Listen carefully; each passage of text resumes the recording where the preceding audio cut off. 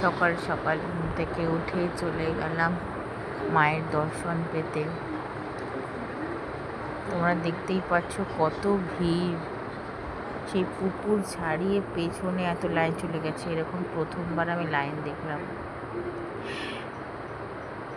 আমরা এখানে অনেক অপেক্ষা করেছিলাম, তারপরে ভাবলাম বেলা 3-4 বেজে যাবে, এরকম লাইনে যদি জেনারেল লাইনে দাঁড়াই। তারপর আমরা সবাই মিলে ভিআইপি লাইনে দিয়ে গেলাম মায়ের দর্শনে।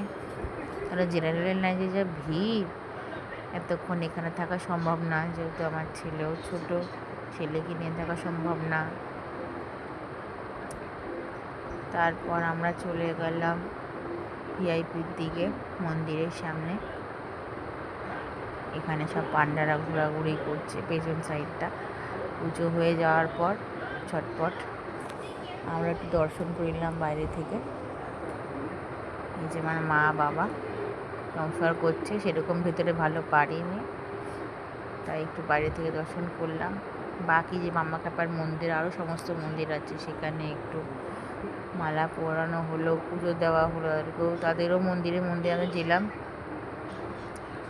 এবার আমার ছেলে যে মানসিক ছিল, এই যে ভোগ তোমরা দেখতেই পাচ্ছ, কত রকমের খাবার, মায়ের ভোগ।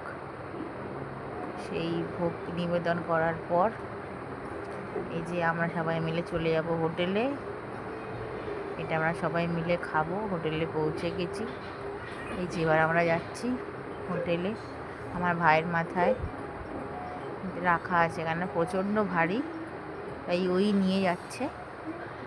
আমি ভেতরে রেখেছিলাম। এবার আমাদের হোটেলের রুমের পাশে যেখানে ছোট্ট করে একটু জায়গা আছে, ওইখানেই আমরা বসে সবাই খাবো। চলো আজকের মতো টাটা।